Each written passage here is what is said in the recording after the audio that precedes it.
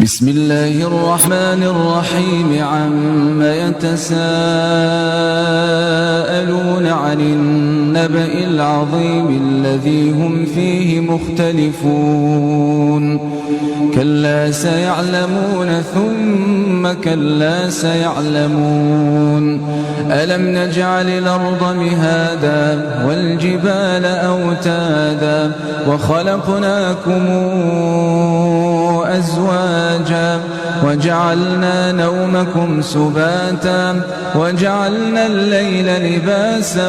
وجعلنا النهار معاشا وبنينا فوقكم سبعا شدادا وجعلنا سراجا وهاجا وأنزلنا من المعصرات ماء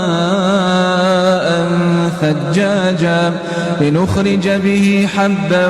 ونباتا وجنات ألفافا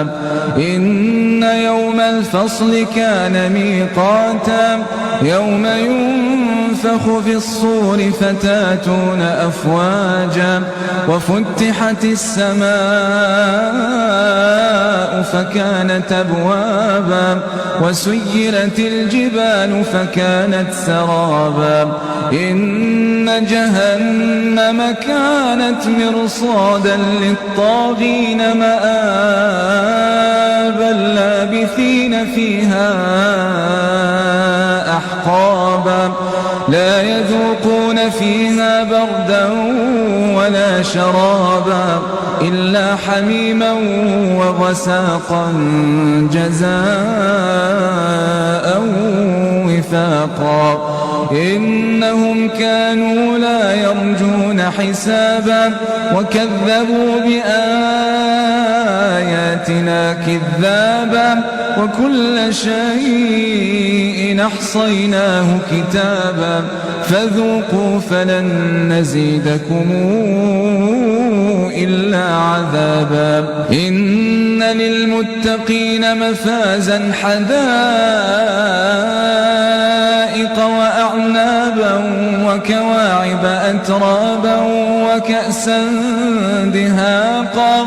لا يسمعون فيها لغوا ولا كذابا جزاء من ربك عطاء حسابا